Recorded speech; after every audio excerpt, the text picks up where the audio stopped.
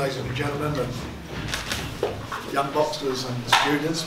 It's a privilege for us all to be here today at the Boxing Academy here in Hackney.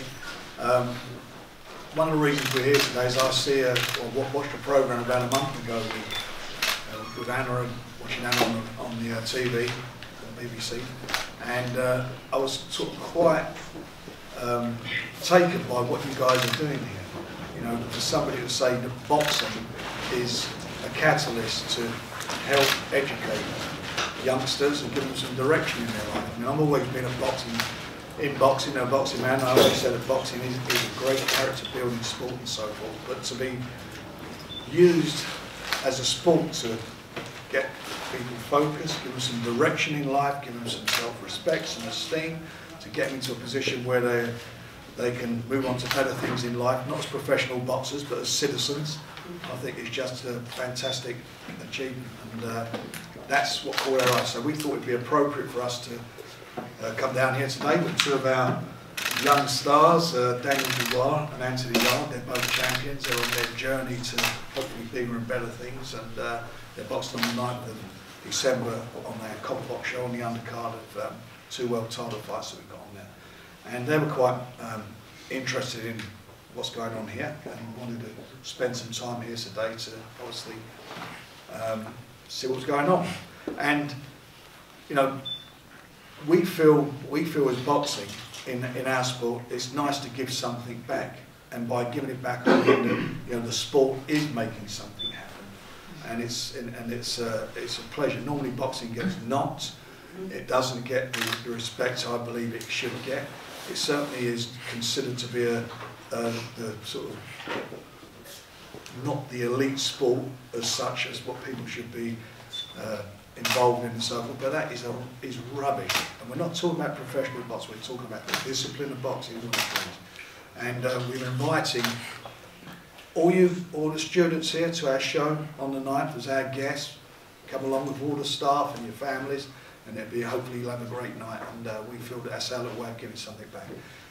But rather than hear me rattle on, I think you should hear from Anna Kane, who's head honcho. She's the one who's made it all happen, and she's, I think, you know, I don't know why it's not got OBE after your name or things like that. You know, when you look around and you see all what happens and the awards that people get, it's, you know, you're in there, you're on the streets, in the street, you know, making things happen for working class kids and for their families, and helping their families cope with, you know, kids who can sometimes be difficult. I was a difficult kid. You know, I got chucked out of school when I was a kid, so if I could do it, well, you lot could do it, that's for sure. You needed a boxing can. I mean, there was no boxing can. All there was a ballet, and I was into it. Ballet? Anna Kane. Thank you. Afternoon, everybody. Thank you so much. We're really thrilled to welcome you to the Boxing Academy here in Hackney.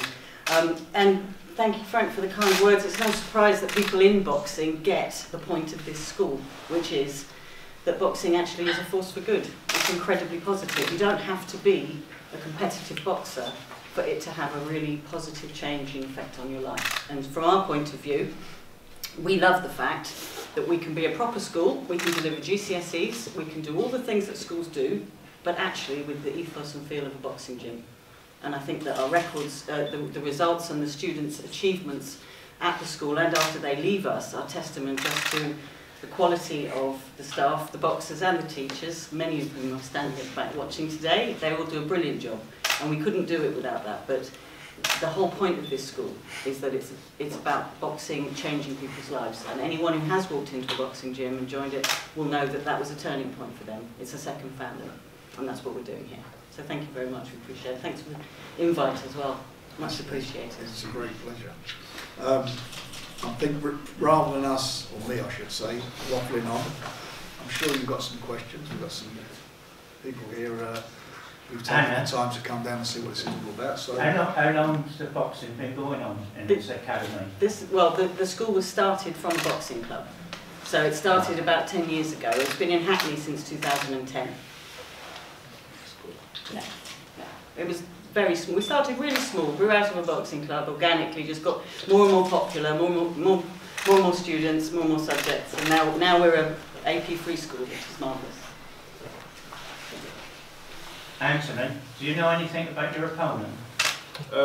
My opponent, all I know about him right now is that he's never been knocked out. I think he's had 32 fights, he's lost 4, but 2 of them that he lost was in world title challenges. He's only lost to world level opposition as well, so it's motivation for me.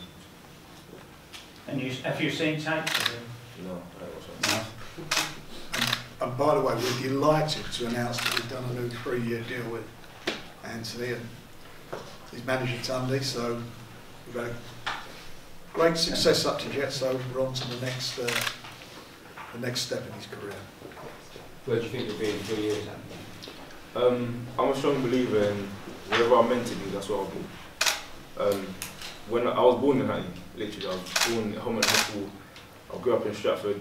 I'm sure these young people tell you, the streets it's tough. Sometimes you feel like you've got no way out. So at that stage, if you said to me, where are you going to be in 10 years, I would have said I don't know. So I don't like to say I'm going to be in this place or that place, because within the space of a year, your life can completely change. So again, I'll try not to put any limits on where I can go. Question for Anthony and Daniel. Obviously, we're here for something to raise awareness for boxing and youths and things like that. I just want to know what you two were like as youngsters making your way up. So start with Anthony first. Well, I'll just be honest with you. I was a good kid in terms of like wanting to do good, but I had a bad temper on me. So my temper was mad. It was crazy. So it was hard to calm me down. Once I got angry, like, I wasn't listening to nobody. It was like a explosion went off basically. But I got to the point where I started to get scared and angry. So I didn't want to get into no altercation with no one. I was quiet, just chilled with my friends, played basketball, tried to keep involved in sports and things like that. And then I found boxing, literally at a late age as well. I got to the stage where I was like, what am I going to do? I tried to go the job route. I had a good job as well. I was doing mortgages over the phone for people, helping people sort out their problems. And then I got made redundant, and then literally I was in 2 mans. I was doing the road thing, going on the streets, doing bad things, and then working the job at the same time. And then I got made redundant, and I said to myself, see, nothing works out. So again, I had to make a decision to say, do something. So then I started boxing, and I just put 100% into it. And the same question for Daniel. Yeah. Well, me myself, I was very. My dad had me under control as a kid, and I've always been at home. And you know, from a very young age, sports has always been part of what I've done day to day. And my dad, he focused my energy towards boxing, and he put me in all different sports: swimming, long distance, track and field, javelin, a lot of different sports. So I've always been around the gym, and my dad, he had me under control. I was very energetic as a youth and as a kid, and he just, you know, put that energy to good use, and just kept me in the gym, kept me in sports. It wasn't always that big ego.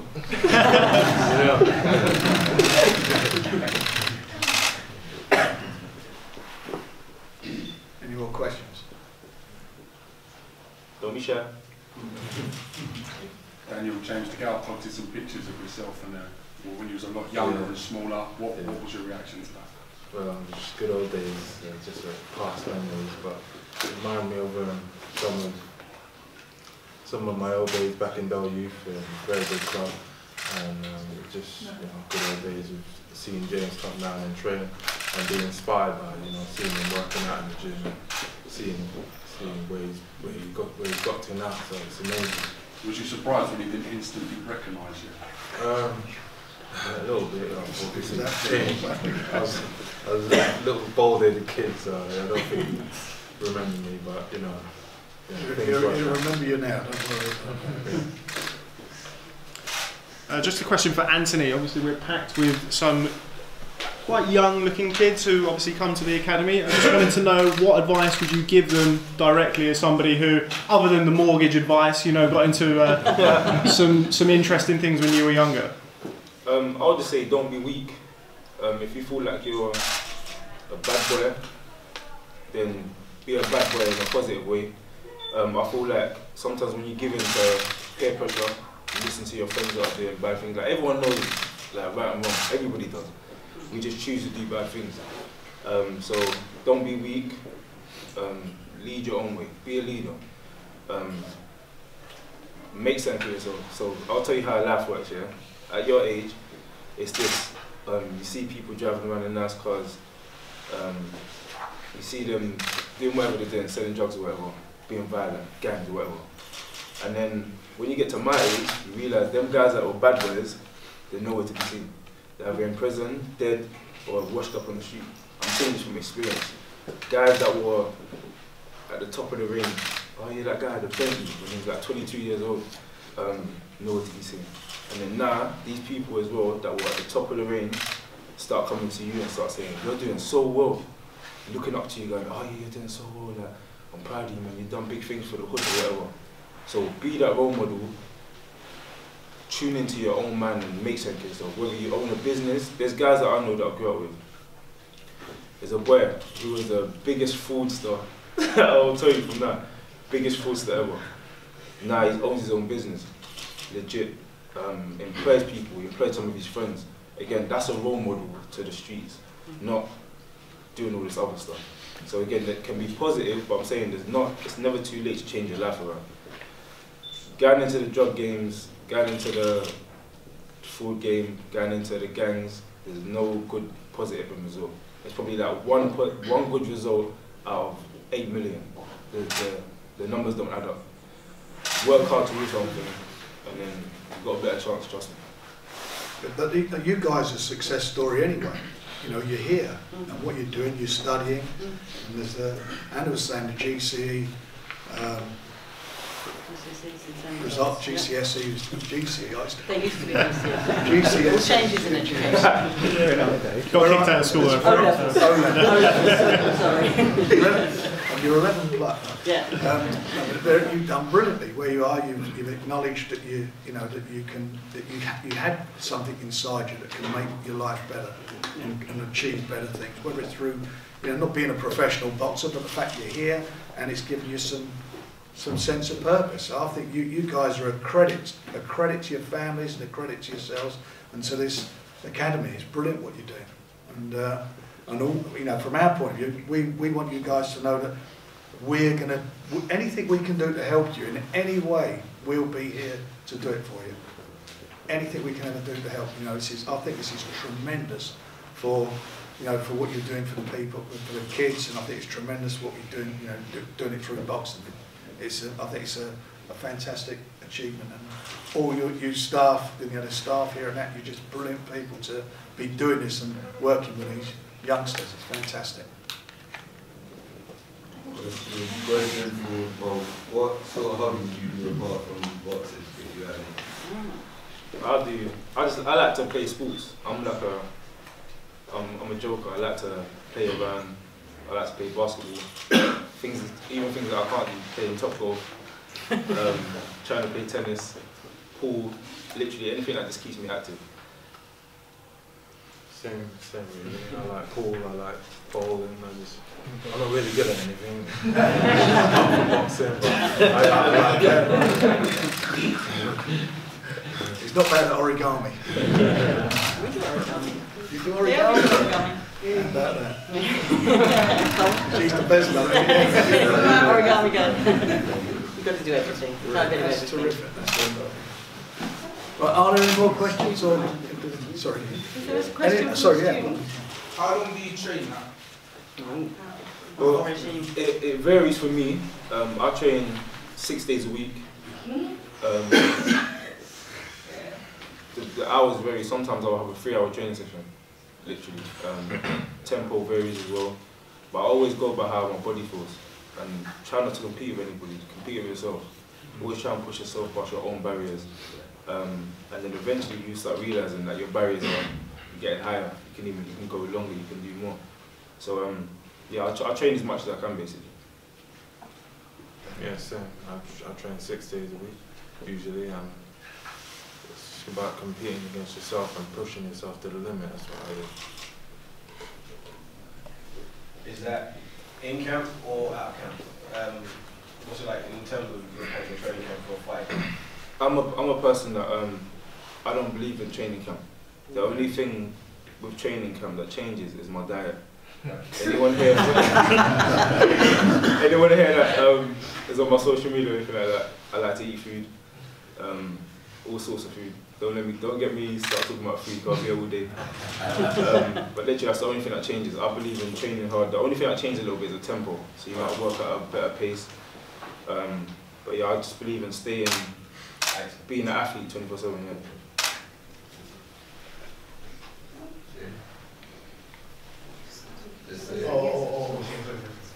I know you two as boxers, can you give us any hints on like how to be a better boxer? Not so thirsty. Stay focused. Know your goals. Set yourself goals and go for them. And make sure you work hard and stay dedicated in the gym. You know, that's all I've done. Stay dedicated and kept at it. There's no shortcuts. No. Whatever you're doing, you've got to put your heart and soul into it. If you want to be a professional boxer, you know, it's your well-being. You know, certain people get by on talent, but at the end of the day, it's all about, you know, being in there, giving it 100%. This is my advice, yeah. Study. So you see, when you're in school and you need to study for a subject, you study boxes before you, and then you try and become your own self. But the main thing for me is studying the sport. You study your craft, so you study the sport, you study fighters that you like, that you want to try and emulate, and then you create it around yourself. So again, studying is very, very, very important.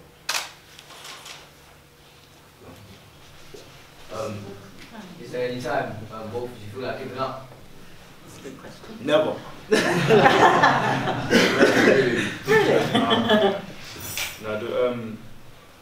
I think when I was 19, that's when I decided to start boxing, because there's a difference between being a child, coming out of your teenage years.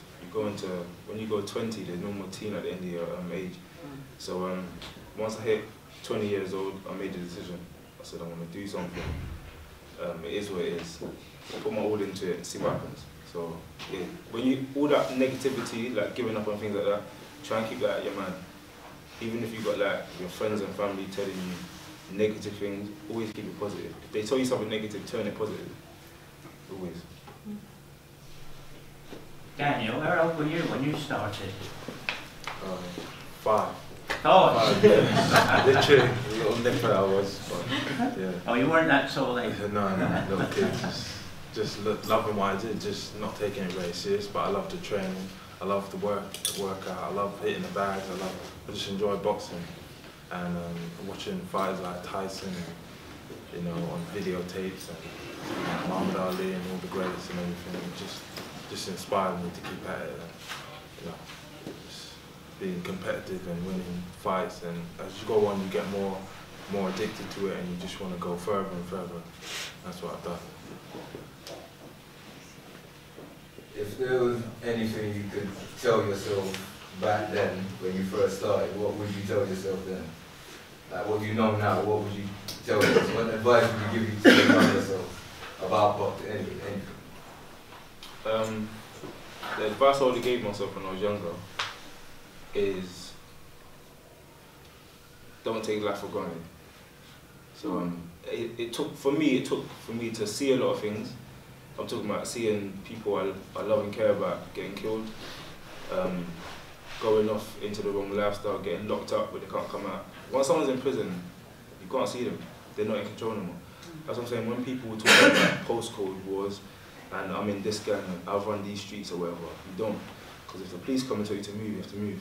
If you get locked up in prison, you're not in control at all. You get told when to eat, you get told when you can shower, all these other things. So that's what I would tell a younger myself. I'll say, life's too short. Find something you enjoy and be at it. Just do it all the time, and have fun doing it as well.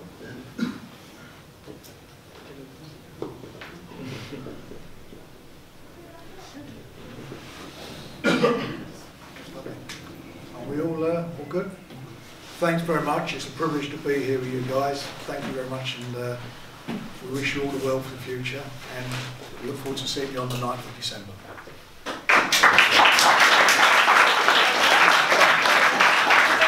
Fans, it's Michelle Joy Phelps, and if you haven't already subscribed to my YouTube channel, make sure you go ahead and do so by clicking right here.